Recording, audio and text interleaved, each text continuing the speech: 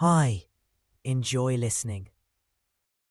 The cold of Brookhaven Children's Home were never meant for bare feet, but somehow little Brady didn't seem to mind. At barely 4 years old, he darted barefoot through the hall, a half-eaten cracker in one hand and a sock trailing from the other. Behind him, the staff yelled, not with anger, but with tired exasperation. Brady had a knack for getting into everything he wasn't supposed to. In room 12, a quiet boy sat alone on the bed near the window, hugging a faded blue blanket. His name was Mason.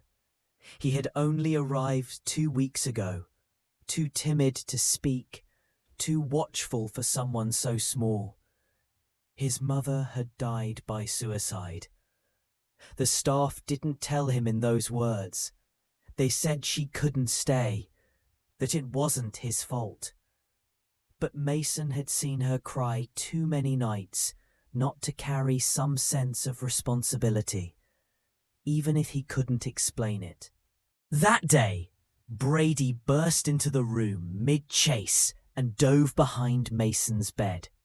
He didn't say a word, just looked up at the other boy with wide brown eyes and a mischievous grin. Mason, startled, didn't move. But when the caretaker passed by and didn't spot them, Brady gave Mason a triumphant wink. From that moment on, they were inseparable. At first, they were just playmates. They shared plastic soldiers and broken crayons.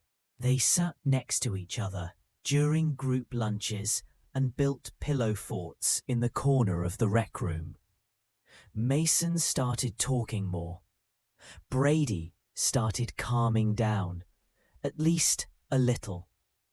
Soon, the staff began calling them the twins. Not because they looked alike. Brady had tousled dark hair and quick, bright eyes. Mason was paler, quieter, with sandy brown curls. But because they were always together, if you saw one, you looked for the other. Brady knew his parents were alive, somewhere. The older kids whispered it. His mum and dad were drunks. One time, during a party, they sent him to stay with his grandmother so he wouldn't be in the way. They never came back. He barely remembered their faces, but he remembered the night the social worker picked him up. It smelled like burned food and spilled beer. Mason's memory was sharper and more painful. He remembered his mother's hands, her lullabies, her voice, yet it wasn't breaking under the weight of bills and despair.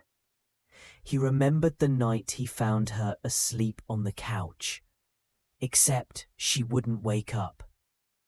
He cried for days, but with Brady by his side, the crying stopped. They created their own world, one where they weren't orphans, just brothers who didn't share a last name. They invented secret handshakes, code words, and elaborate games involving invisible monsters and heroic rescues. Not every day was easy. There was a boy named Peter who didn't like Mason. Probably because he was quiet. Probably because he had someone like Brady watching over him.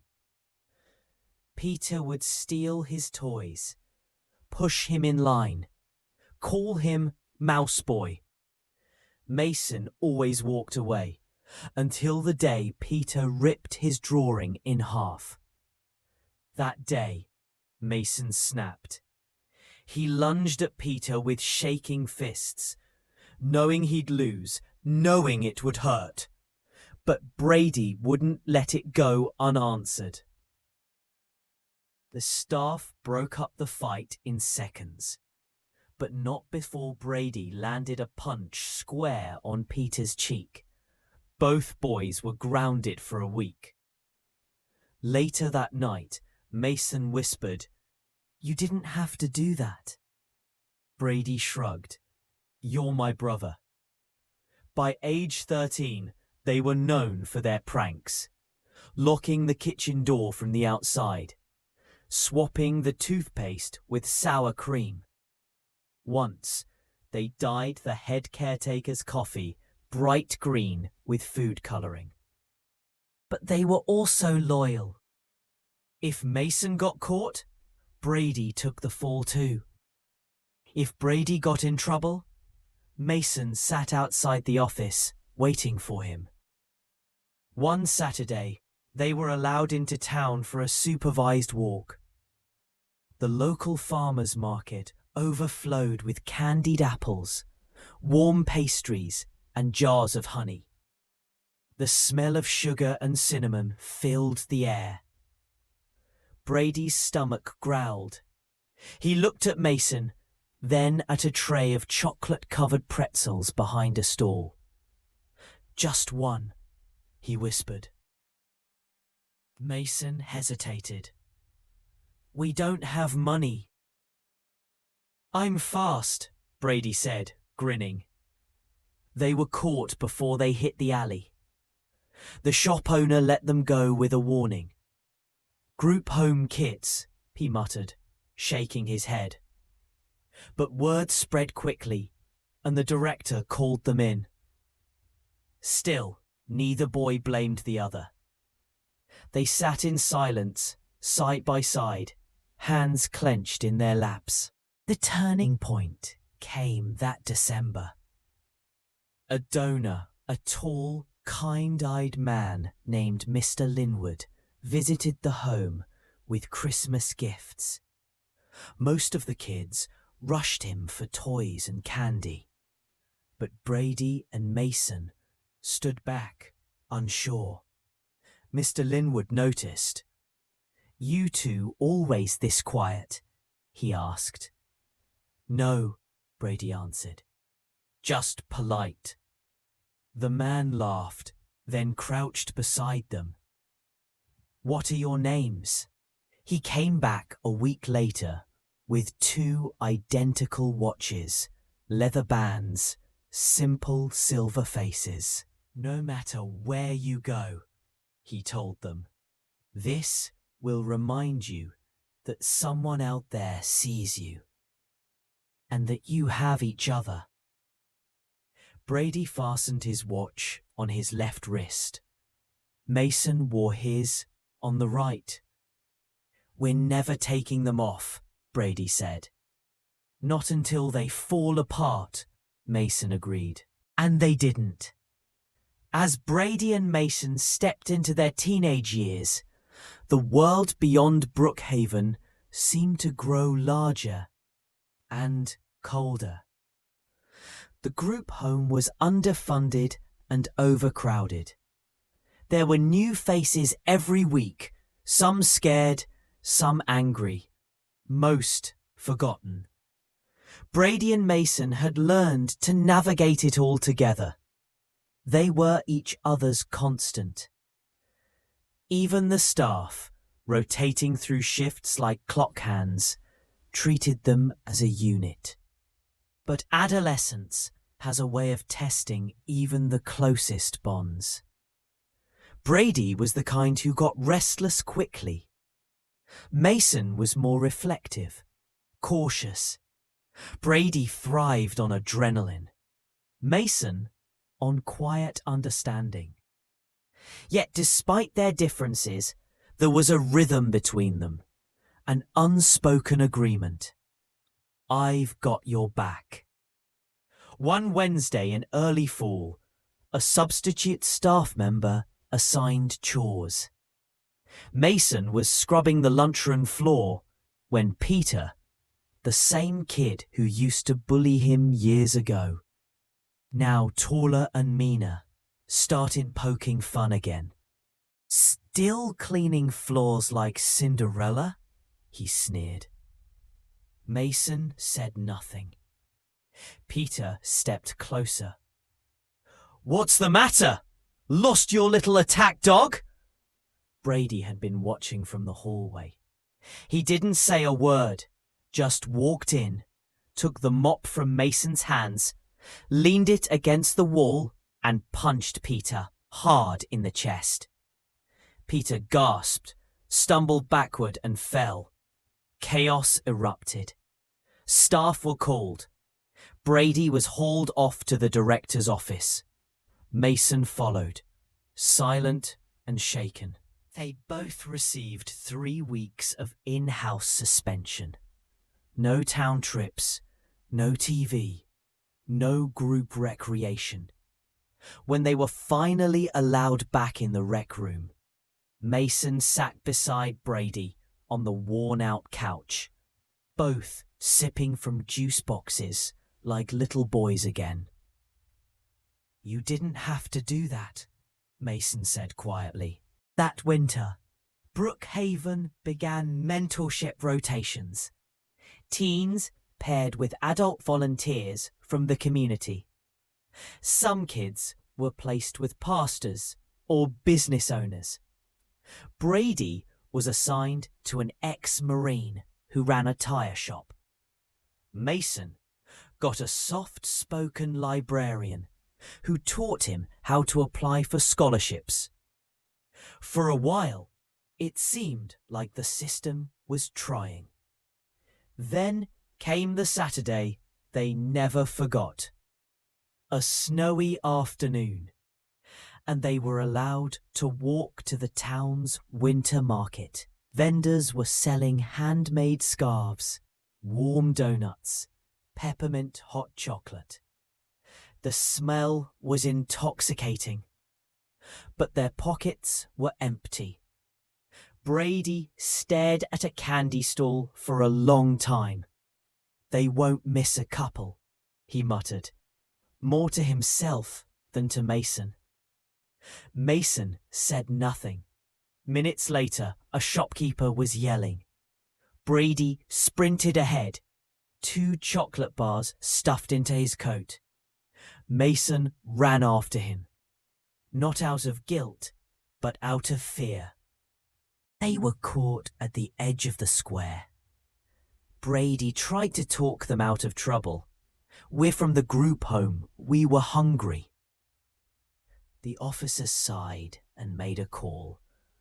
The shopkeeper refused to press charges, but the incident made its way back to Brookhaven management. This time, the director wasn't as forgiving.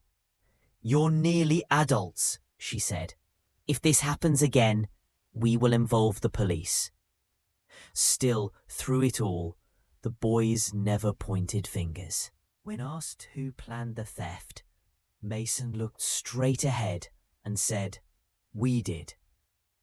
Brady added, "And we're sorry." In the spring of their 17th year, a familiar car pulled into the Brookhaven lot. It was Mr. Linwood. He'd kept in touch over the years, sending Christmas gifts and school supplies. But this time, he brought something different. Envelopes with applications for summer internships, letters of recommendation, and a binder labelled "Your Next Step." He took Brady and Mason aside. "You're almost out of here," he said. "This place is not your ending." They looked at him, eyes narrowed, unsure whether to trust the promise. "I've seen where you've come from, but you're not what happened to you. You're what you choose to become." Before leaving, Mr. Linwood handed them each the new leather strap for their watches, which somehow still ticked after all these years. "These'll last you a bit longer," he said, "just like your bond." That summer, they were officially aged out of the system. No tearful goodbyes, no ceremony, just a file folder, a sack of second-hand clothes, and a ride to the local recruitment office. Both had enlisted. Brady had talked about it for months. Something about the structure, the uniform, the idea of starting fresh. Mason wasn't as sure. He didn't dream of combat boots or salutes, but he couldn't let Brady go alone. At the enlistment office, they learned the truth. They wouldn't serve together. Brady was cleared for airborne training and assigned to Fort Benning. Mason, with his strong swimming record and clean medical, was accepted into the Navy. They stood outside afterward, the sun beating down on the concrete. Both quiet. "Well," Brady said, pulling off his watch. Mason did the same. They exchanged them. Brady now wearing Mason's, Mason wearing Brady's, a symbol of faith, trust, and a promise they refused to say out loud. "Don't forget me," Brady muttered. "Like hell I could." They didn't hug. They never did. But as they walked off in different directions, both felt the same invisible thread tug between them. The military wasn't a movie. Brady learned that on her second day of airborne training, sprawled in the mud with sweat soaking his undershirt, and a drill sergeant screaming so close he could feel the spit on his neck. Every part of his body ached. Knees, shoulders, even his scalp. But he refused to quit. He kept Mason's watch on his wrist, even during jumps. "It's not regulation," his sergeant once barked. Brady answered, "It's not coming off." Meanwhile, Mason's world couldn't have looked more different. The Navy sent him to Great Lakes for boot camp. Long days on water, timed drills, heavy books, heavier silence. Unlike Brady, he wasn't a natural athlete, but he learned to endure, to observe, to survive. He wrote letters when he could. "Brady, I swear I still can't figure out how to fold my damn blanket the Navy way. Hope they're not breaking your back down there. This place is colder than I expected. The lake never warms up, and I smell like salt even after I shower. Mason." Brady responded in kind. "Mace, we jumped from a plane today, twice. I thought my heart would pound out of my ears. I might have screamed. Okay, I definitely screamed. Don't tell anyone. Miss you, brother. D." The letters were infrequent but sacred. Sometimes they came with photos. Brady standing with his platoon in camouflage. Mason in a cramped bunk with a grin half forced but real. They were growing, separately but still together. After training, Brady was deployed to a logistics base in Germany. It wasn't the action-packed combat post he expected, but he worked hard, rose through ranks, and earned the respect of men twice his age. He learned how to lead, how to fix things with limited tools, how to keep moving even on no. He also learned how lonely nights could be. Back in Maine, Mason's post aboard a commercial fishing ship felt like something out of a novel. Cold sea spray, creaking decks, and the endless pull of the Atlantic. His job wasn't glamorous, hauling nets, scrubbing deck, checking engines, but he loved the sea. He wrote again, "B, Sometimes I think I'm still dreaming this. The ocean, the horizon that doesn't end. I sleep like a rock out here. Probably because I'm dead tired. Thinking about getting a job on a real crew. Long term. It feels right. M. Brady didn't respond right away. He was on a night rotation when he read the letter. The barracks dim, the air dry. He leaned back, stared at the ceiling, and whispered, "Yeah, it does feel right for you." 2 years passed, then 3. When Brady's contract was nearing its end, he surprised everyone by declining re-enlistment. His commanding officer called him into the office. "You've got a good thing going here, Sutherland. Why walk away?" Brady scratched his head. "Because I've got this itch. Like it's time to build something that's mine." "You got family waiting?" Brady smiled. "Not exactly, but maybe someday." Brady's first stop as a civilian wasn't an apartment or a bar. It was Brookhaven. The building hadn't changed much.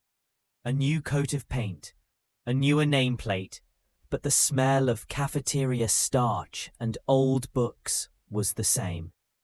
He asked for Mr. Harrington, but they told him the old caretaker had retired 2 years ago. They gave him an address. Brady found the apartment, a 5-story brick building with a rusted awning and a cracked sidewalk. He pressed the buzzer. "Yeah, it's Brady." Silence. Then the door clicked.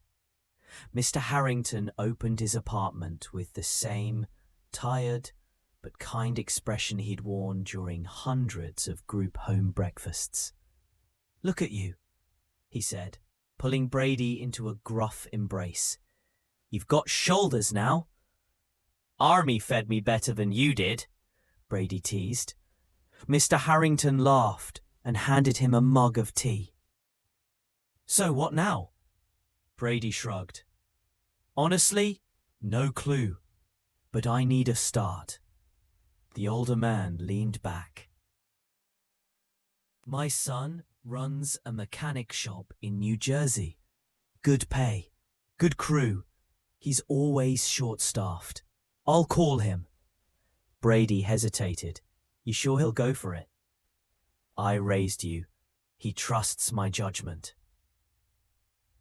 That night, Brady emailed his resume, packed his single duffel, and boarded a bus heading east.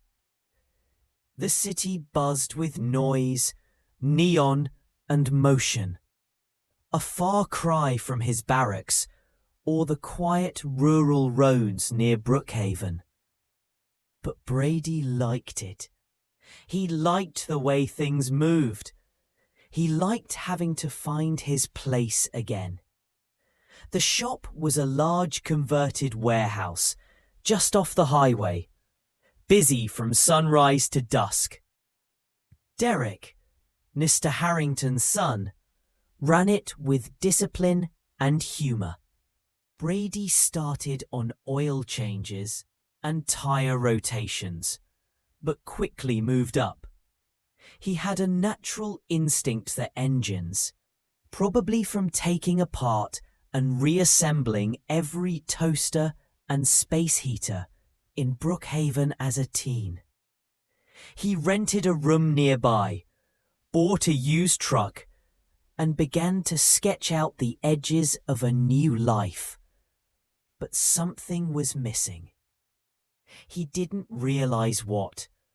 Not until the afternoon, a beat-up sedan pulled into the shop, sputtering like it had run 3 marathons too many. Behind the wheel was a young woman with a frustrated expression, and worry creased into her brow. "I don't know what's wrong with it," she said, stepping out. Her voice was soft but tired, and her grey eyes, framed by thick lashes, met Brady's like a question she didn't have time to ask. Brady glanced at the car, then back at her. "Don't worry," he said, grabbing a rag from his belt. "We'll figure it out." And just like that, everything began to shift. Her name was Grace Whitmore. The first time Brady saw her up close, she looked like she was holding the entire weight of the world on her narrow shoulders. The car she brought in was on its last legs. A 2005 Corolla with a cracked windshield, rusting muffler, and an engine that coughed louder than it hummed. Brady wiped his hands on a towel and gave her a small smile. "How long's it been making that noise?" Grace sighed. "Months. I was hoping it would just stop." Brady chuckled. "Cars aren't like people. They don't push through pain for pride. They just give up." She cracked the smallest of smiles. "Wish I was a car then." He raised an eyebrow, but didn't push it. Over the next hour, he worked on her car while she sat on the cracked bench outside the garage, phone in hand, but rarely looking at it. Something about her posture, guarded, uncertain, like a deer ready to bolt, reminded him of himself at 17. Eventually, he stepped out from under the hood. "Well," he said, wiping grease from his palms, "you're looking at a busted water pump, a timing belt on its last threads, and brakes that might scream louder than you do." She winced. "How much?" He hesitated. "With labor, close to 800. Could you maybe do just the brakes for now?" Brady studied her face. It wasn't just about the car. There was something more. Something behind her eyes, beneath her quiet voice. "I'll talk to Derek," he said. "See what we can do." She nodded. "Thank you." The next day, she was back. Not for the car, but with a box of day-old muffins from the bakery down the block and a thermos of coffee. She handed them to Brady awkwardly, like someone who wasn't used to giving gifts. "You didn't have to," he said. "I know, but I wanted to." That became the rhythm. Grace would show up once or twice a week, sometimes to ask about the car, sometimes just to bring coffee or sit on the bench. Brady learned that she worked 2 jobs, waitressing mornings, babysitting evenings. She never mentioned family, never talked about parents or siblings, just scraped by, quiet and determined. He liked her company. It wasn't forced. She didn't pry into his past, and he didn't ask too many questions about hers.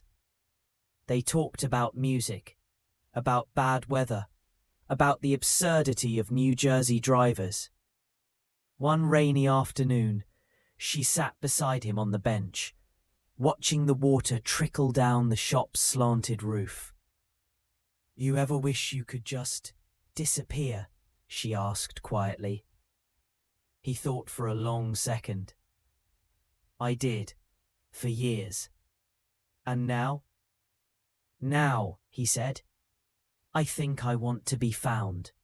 She nodded, like she understood more than she could say. One evening, after the shop closed, Brady drove her home. She lived in a small basement apartment, tucked behind a laundromat. The windows were high and narrow, the door swollen from years of damp. It wasn't much, but she smiled as she unlocked it. "Thanks again," she said. Before she could disappear inside, Brady asked, "You ever eat anything besides stale muffins?" She looked at him in surprise. "Sometimes I get fries." He laughed. "That's not dinner. Let me cook for you sometime."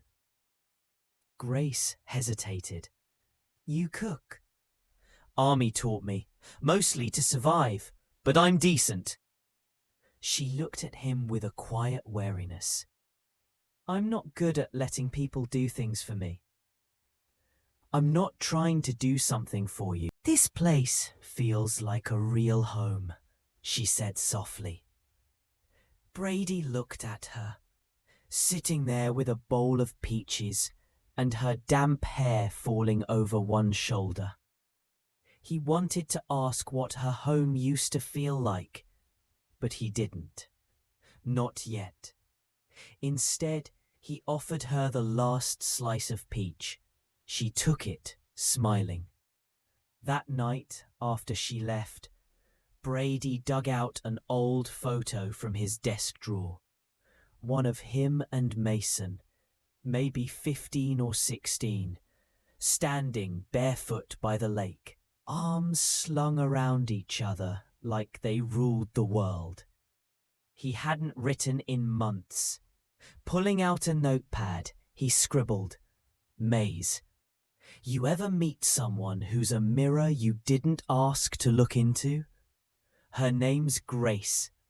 She's quiet, stubborn, and stronger than she knows. I think she's running from something. But then again, so was I. B." Brady had always been good at avoiding the past. He'd buried it beneath routines, tucked it under car hoods and inside greasy palms, silenced it with music and sleepless nights. But the more time he spent with Grace, the more the past stirred, like dust shaken loose from an attic trunk. It started with the knock. A Thursday morning, rain tapping at the garage roof. Derek was out on a parts run, and Brady was alone in the shop, tuning an engine, when someone rapped hard on the office door. He wiped his hands, walked over, and stopped short. The man standing there was in his late 50s, tall, trim, dressed in a crisp suit. His hair was greying at the temples, and his jaw was clenched like he'd practiced confrontation. "Brady Walker?" the man asked. Brady didn't answer. "I'm John Whitmore," the man said. "I'm Grace's father." Brady stiffened. She didn't mention she had one. The man's eyes narrowed. "That's not surprising. She stopped calling herself a Whitmore over a year ago." There was venom in his voice. Not anger exactly. More like disappointment soaked in pride. Brady stepped back. "You want something?" "I want her to stop seeing you." Brady blinked. "Excuse me?" John Whitmore walked in uninvited, surveying the garage like he'd just stepped into a mud puddle. "She's vulnerable, broken. She's been through more than you can imagine." "I don't need to imagine," Brady said. "I see it." "She doesn't need you," Whitmore snapped. "She needs stability, a clean break. She needs to come home." Brady crossed his arms. Funny, she never mentioned home. John's jaw tightened. "She left a fiancé, a life, all because of a—" He cut himself off. "Because she got scared. She's confused. She runs. It's what she's always done."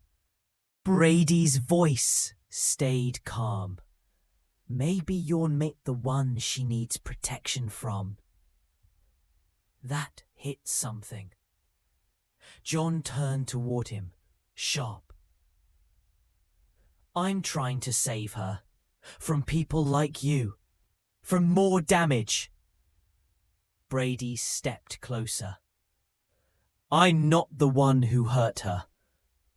There was a long pause. Then Whitmore said coldly, You want to play hero? Fine. But just know, whatever pain she carries, it'll eat you too. And then he walked out, leaving the smell of expensive cologne and judgment behind. Brady didn't tell Grace. Not that night. Not the next. You okay? He asked. She didn't answer right away. Do you ever feel like your past finds you no matter how far you go? She finally said. Brady sat beside her. Yeah, like it's got GPS. She let out a soft, bitter laugh. I left everything. My job, my name, my apartment, even my engagement ring. Just walked away. He looked at her. Why? Grace turned toward him, eyes wet, but not yet crying. Because I found out the man I was supposed to marry wasn't who I thought he was. And when I told my family, she shook her head. They didn't believe me. Said I was having cold feet. Said I was being dramatic. Brady felt his chest tighten. Grace went on. So I left. I packed a duffel bag, took the car and drove until it ran out of gas in this town.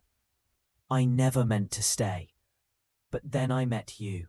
He was quiet for a long moment. I met your father, he said quietly. She flinched. Brady went on, gently. He came to the shop, told me to stay away. Said you were running, said you were broken. Her shoulders tensed, but her voice was steady. He's right, I was. And now? Grace looked at him, long and searching. Now, I'm learning how to breathe again. He reached out, took her hand. I don't care what he thinks, Brady said. You're not broken. You're just bruised. She looked at their hands, intertwined. You ever going to tell me what you ran from? He hesitated. Then, one night, one order, one moment, we were in Kandahar, clearing a village. Intel was wrong. There were kids. I hesitated. My CO didn't. Mason, my brother, he didn't make it out. Grace didn't say anything. She didn't have to. She just leaned into him, rested her head on his shoulder. And for the first time, they sat in silence that didn't feel like running, but like healing. The air was thick with summer heat, the kind that clung to your skin and made the world feel slow. Brady stood outside the garage, sipping from a bottle of warm water, his shirt damp with sweat. Grace had taken to helping around the shop in small ways, organizing tools, sweeping the floor, writing up service orders with her careful penmanship. It wasn't much, but it made the days feel lighter. They'd started laughing again. Not always, not for long, but in pieces, like songs returning to memory. Brady had begun to think they might actually be okay. But fate, cruel and persistent, had a different plan. It started with smoke. Derek was the first to notice it, a faint plume curling above the tree line behind the shop. Distant enough not to be alarming, but close enough to raise concern. "Brush fire, maybe?" he said, squinting into the haze. Brady stepped forward, heart skipping. "There's no burn notice out today!" By late afternoon, the sky had darkened, and the smell of burning wood and chemicals rolled into town like a fog. Sirens screamed in the distance. People gathered at the edge of Main Street, whispering, watching the smoke rise over the hill like a threat made real. Then the fire trucks rolled in. Then the evacuations began. And then Grace's cottage, small, quiet, tucked on the edge of the woods, was gone. Engulfed in flames by nightfall. Brady stood next to her as the roof collapsed inward, the fire hissing and cracking. She moved in with him. There was no question about it. He didn't ask. She didn't refuse. She just showed up at his door that night, clothes smoky and eyes vacant, and he led her inside without a word. The next few days passed in a blur of insurance calls and borrowed clothes. Grace barely spoke. She moved through the house like a ghost, washing dishes that were already clean, folding towels, staring out the window. Brady watched her quietly, and he waited. Until one night, she didn't look at him. I keep wondering if it was a sign. A sign of what? That I don't get to start over. That I'm being punished for leaving. Brady shook his head. No, you're not being punished. You're being tested. Grace finally turned to him, voice brittle. What if I fail? He reached over and picked up the melted pendant from the ashes. The chain was twisted, the locket warped, but inside, barely visible, was a picture of her and her younger sister hugging on a beach. You didn't fail, he said. You survived. Her eyes shimmered. Sometimes I wish I hadn't. He stilled, then leaned in closer, voice low, firm. Don't say that. Don't ever say that. She blinked fast. I'm sorry. I feel like I've lost everything. Again. He took her hands. Not everything. She looked at him, and for the first time in days, she started to cry. Not a quiet tear down the cheek, but a full, shaking sob.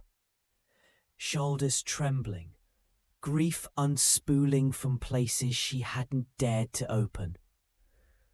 Brady held her through it. Let her break. Let her bleed pain into his shirt.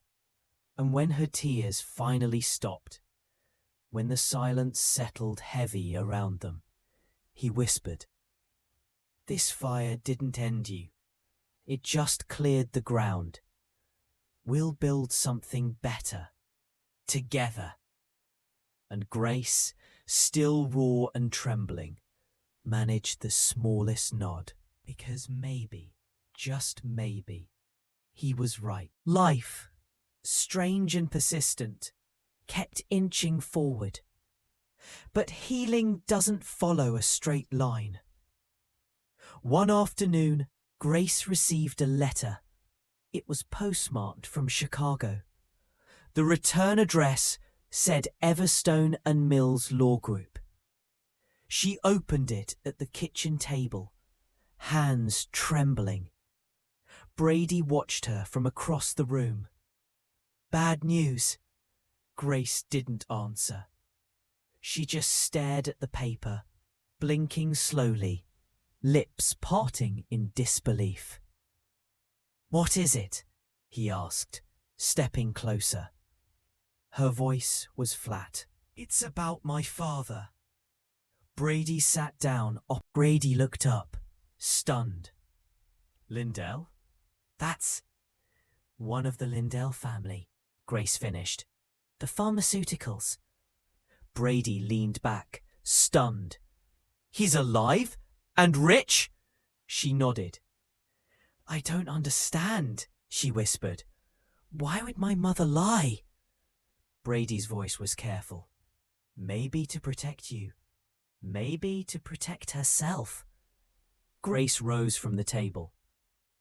"Or maybe she didn't want me to know who he really was." That evening, she went up to the attic of Brady's house. It hadn't been touched in years, but he helped her clear the space and climb up. In the boxes of salvaged memories from the fire, she found an old journal, her mother's. She read it for hours, and by the end of it, her hands were shaking. "She met him when she was 21, Grace said softly, sitting on the attic floor beside Brady. He was already married. They had an affair. When she got pregnant, he gave her hush money and told her to disappear." Brady exhaled. "She never told me his name. Not once. But she kept the journal." "Why?" "Because part of her hoped you'd find it someday," he said. "Or maybe she couldn't throw away the truth, even if she couldn't say it out loud." Grace traced her mother's looping handwriting with her finger. "All my life, I thought I was the daughter of a dead man and a heartbroken woman. Turns out I'm the product of a lie. And now he wants to see me." Brady stayed quiet for a long time. "Then, do you want to meet him?" She didn't answer right away. "I don't know," she said eventually. "Part of me wants to scream at him. Another part wants to understand." "Then go, on your terms."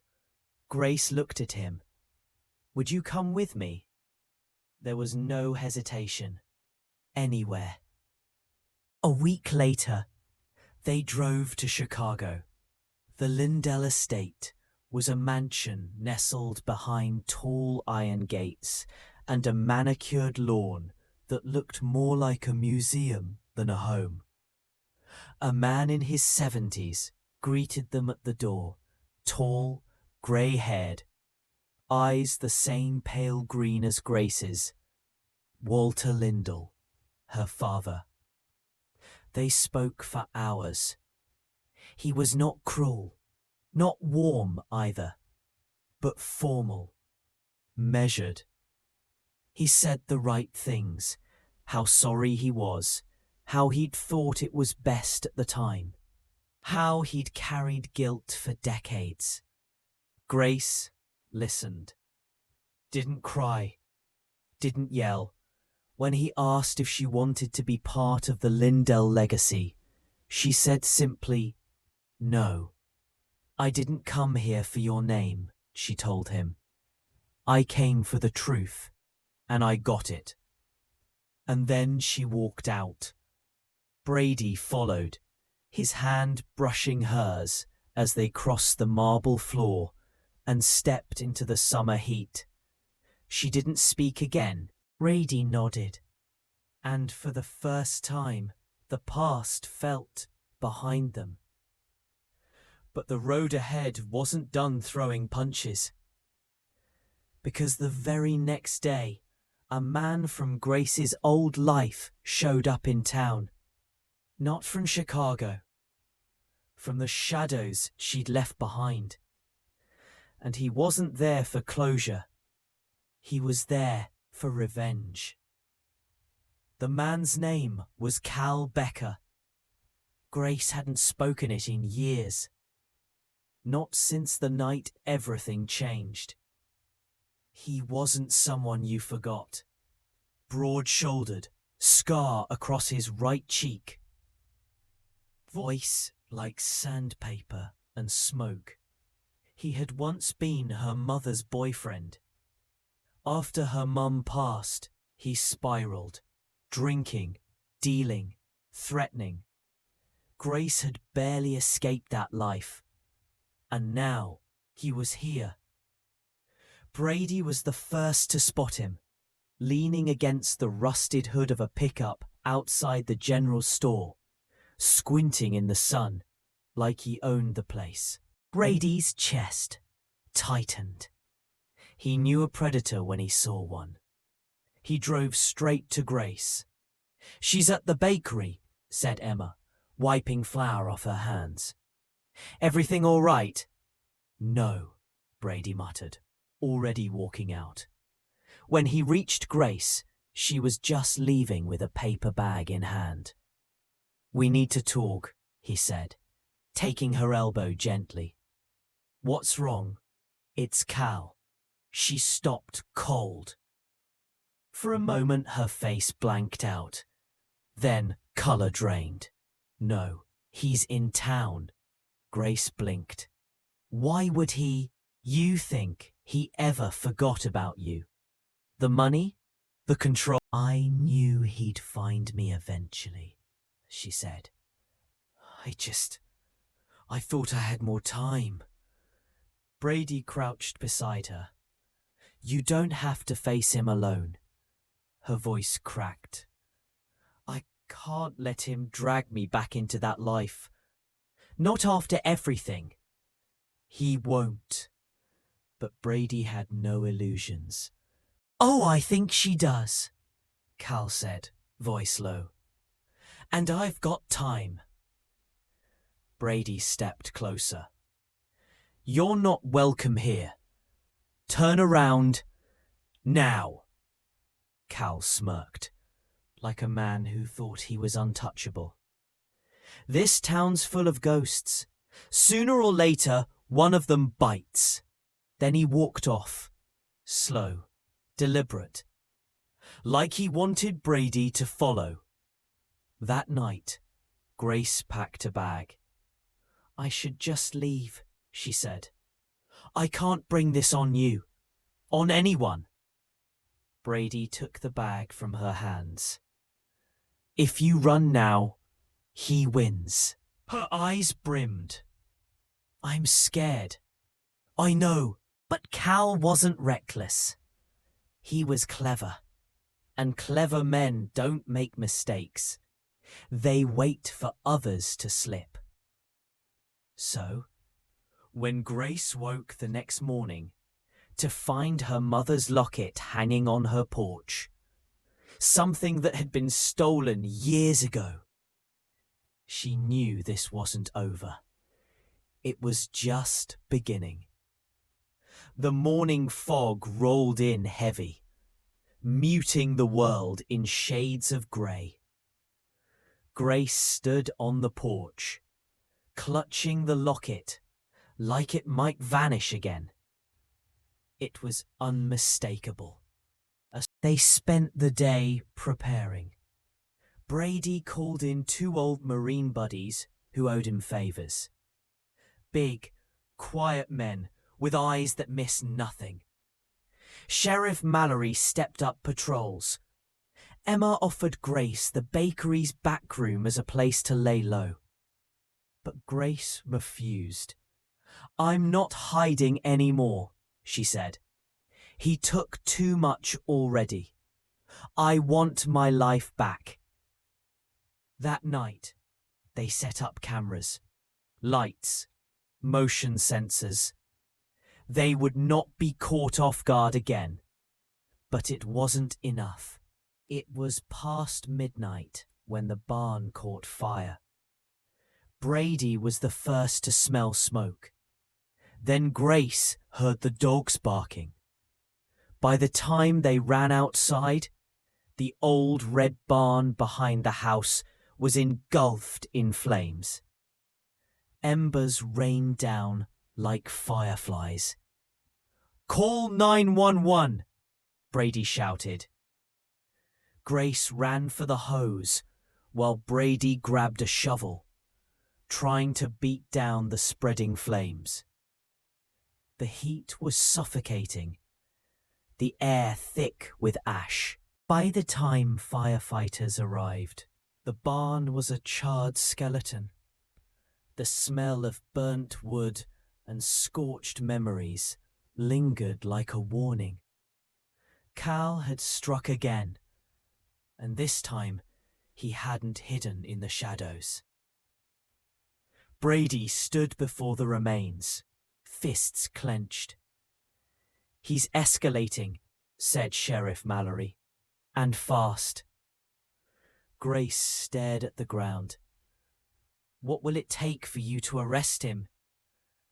"We're working on it, but he's careful, leaves no prints, no witnesses. If he slips, we'll get him. Just hold on a little longer." But they couldn't wait. Brady turned to Grace that evening, his voice like steel. "We end this on our terms." She nodded, tears streaking down her cheeks. "Whatever it takes." They knew Cal would come again. Predators don't stop when they taste blood. They return to the scent. So they made themselves bait. Grace sat alone at the kitchen table, lights dimmed. Brady and his friends waited in the shadows outside, earpieces in place, weapons legal but loaded. Minutes passed, then hours. At 2:14 a.m., the back door creaked open. Grace's breath caught in her throat. Footsteps, slow, confident. "Thought you'd be smarter than this," Cal drawled from the dark. "I was," Grace said, standing. The lights snapped on. Brady burst in from behind, gun drawn. "On the ground, Cal!" But Cal didn't drop. Instead, he pulled a knife from his jacket. "I'm not going back," he snarled. "You think you can trap me like an animal?" "I don't think," Brady growled. "I know." Before Cal could move, one of Brady's friends tackled him from behind, pinning him to the floor. The knife clattered across the tiles. Sheriff Mallory arrived minutes later, lights flashing red and blue across the windows.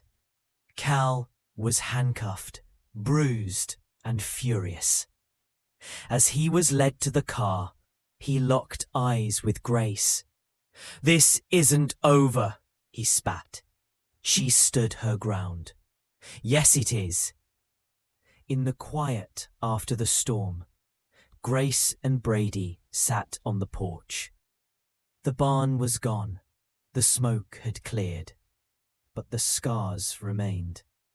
"He's out of our lives," Brady said, gently squeezing her hand.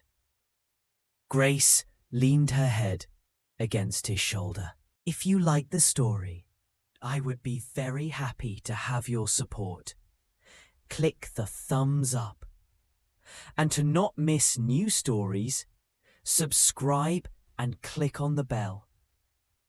Thank you from the bottom of my heart, and all the best."